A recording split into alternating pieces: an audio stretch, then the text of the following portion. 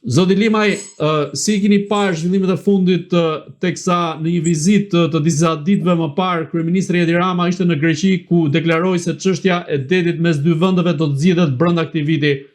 Çfarë do të thotë kjo deklaratë e kryeministrit Edi Rama në këtë rast? Fatkeqësisht problemet e politikës dhe diplomacisë jashtme janë në krizë shumë të rëndë. Sepse në radhë parë vetë ata që kanë marrë drejtimin e qeverisë së vendit janë leadership politik dhe diplomatik i Shqipërisë, po janë njerëz që kanë luftuar për të marrë pushtet personal dhe përfitime personale edhe jo të Shqipërisë. Problemi i hapësirave detare midis Shqipërisë dhe Greqisë është zgjidhur me vendimin gjykatësuese, e cila bllokoi kuvendin që ta ligjëronte ato që bëri aktualisht ministri i jashtëm që natë ka kryer negociatori realizimit të asaj marrëveshje armiqësore anti-shqiptare, ku Shqipëria humbiste 25 km katrore dhe profesori nderuar Pasha, një nga inxhinierët më të mirë të geodezisë, e çoi gjykata kushtetuese dhe gjykata kushtetuese e rrëzoi si anti-kontare, dhe në këtë kohë që tani po të problem, Edi Rama na merr zotrin nga masa dhe na bie ministrët punët të jashtme. Pra, problem thella nuk janë teknike, janë veprime të cilat po dëmtojnë shumë në Shqipërinë.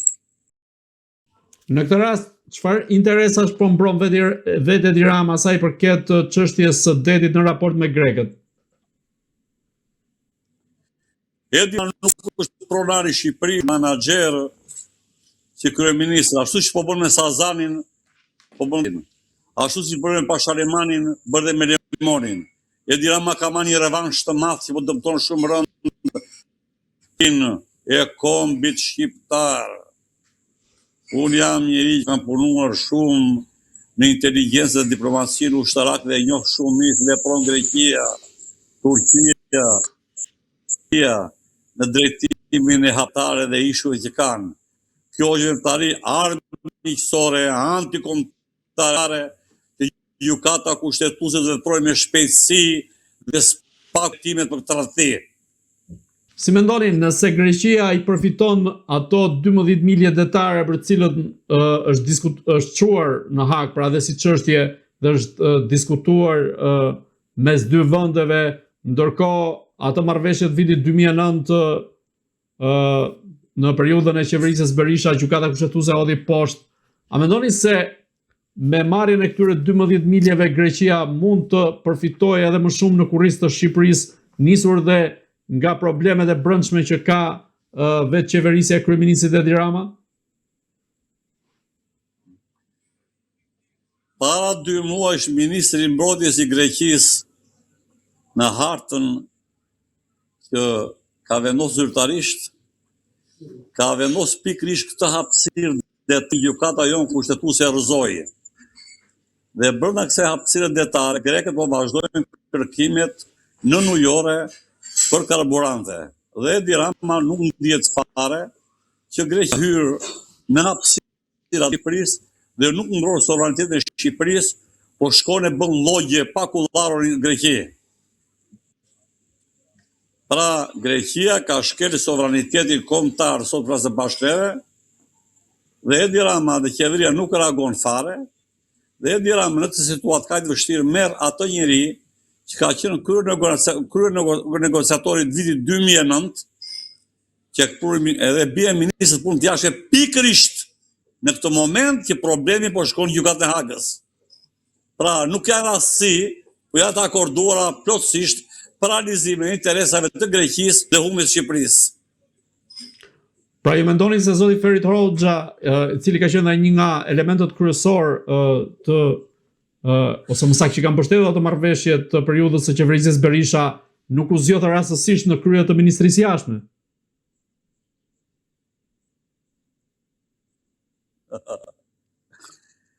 I dashur gazetarë, unë kam botuar një pjesë të këtyre problemeve dhe para disa kohësh botova shkrimin institucionet kombëtare në drejtimin e agjenturave të huaja.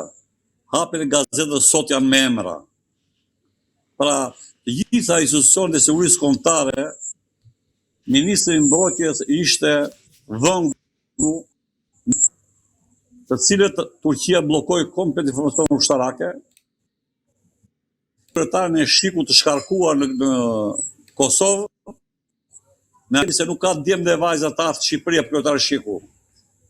Merë këshilltar për sigurinë kombëtare, ish kryetarin e Shikut Rumanisht i shkarkuar me ceremoni dhe paguan Edi Rama me lekët tona dhe vazhdojmë të tjerë. Pra institucionet e sigurisë kombëtare shqiptare, kur kanë bij dhe bija të shkëlqyer të Shqipërisë, nuk i do zoti Edi Rama, bijtë e Shqipërisë që të udhëzojnë ta kontrollojnë që kemi luftuar neve, po ka bërë një katarure, një rëmuni sigurinë kombëtare që nuk i dihet fundi. A mendoni se politika zyrtare greke në këtë rast është ajo që lëviz fijet e politikës zyrtare në Tiranë?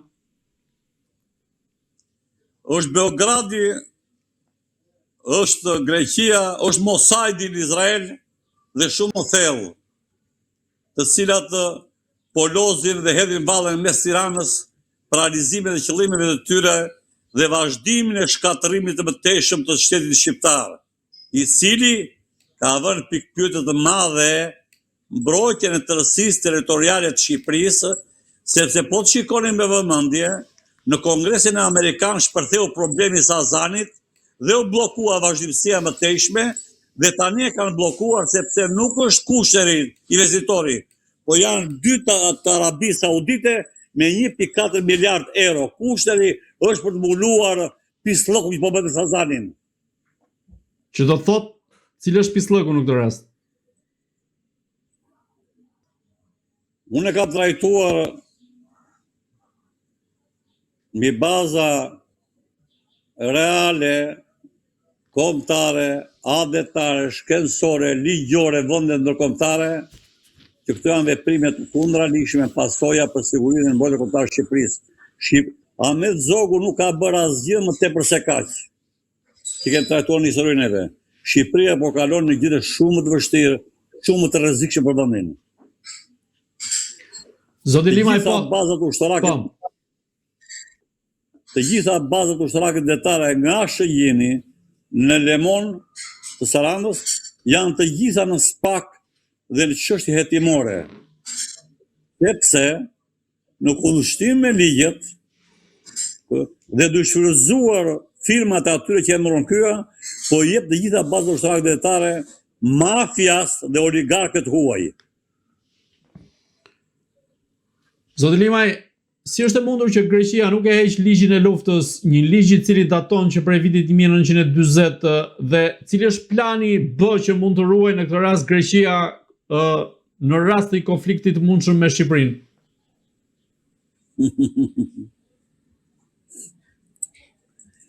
Po mbajtja e fuqia e ligjit të luftës Greqinë e justifikon në çdo moment që të bëjë dhe agresion ushtarak kundër Shqipërisë. Në çdo moment, duke patur fuqi ligjin e luftës, ajo e justifikon çdo lloj agresioni që mund të ushtarakisë bëhesh prandaj, po të shikosh me vëmendje e gjitha ashtu quajtura Vorri e Piri i Jugut, shikoni dhe hartën, edhe me 200.000 shqiptarë që ka bërë shtetas grek dhe që minoritar tani, ka mundësi që edhe në organizimin e pushdor të shikoni hartër shumë mirë këtë do përfshi ai pushtet dhe ndonë atë krahin. Zoti Limaj, të ndalemi pak te një deklaratë e kryeministit Edi Rama për politikon disa ditë më parë, ku deklaroi se nuk është Shqipëria ajo që mund të përcaktojë zgjidhjen mes Shtetit Bashkuar të Amerikës dhe Iranit sa i përket këtij konflikti në skenën globale, por Shqipëria mund të ofrojë bazat e saj nga ku Shtetet Bashkuara të Amerikës mund të nisin sulmet e ndryshme dhe të mundshme kundrejt Iranit. Ju si e lexoni këtë deklaratë, me sa lehtësi mund bëhet një deklaratë e tillë dhe a ka mundësi Shqipëria që të jetë mbrojtur në këtë rast? Tani, po të hapni dhe të kërkoni emrin tim në Google, do shikoni në faqen e parë të gazetës Dita, faqen e parë me gërma të mëdha. Hapër bën kërcënim ushtarak Irani për Shqipërinë. Kur Edi Rama ndërmori iniciativën jashtëzakonisht gabuar ndërtimit të qytetës Maqedinëve. Mbasi dërgova 2 mesazhe konfidenciale dhe ai nuk reagoi, unë detyrova botova në shtyp duke analizuar çfarë kërcënimesh do e vinë Shqipërisë nga dislokimi i përhershëm dhe ndërtimi i qytetëve të Maqedinëve, të cilët shteti iranian e quajtur organizatë nga Irani u vendosin Irak, edhe Shtetet Bashkuara edhe Europa e quajtur hoqje e emërtimin, bëri marrëveshje me Berishën për kalim tranzit shqiptar. Berisha priti 180, ky priti 2020, 2002 futi konflikt diplomatik dhe me dy shteteve. Dhe u prishte marrëdhënie diplomata me një shtet që prishte marrëdhënie diplomatike, do të thonë një gjë në luftë.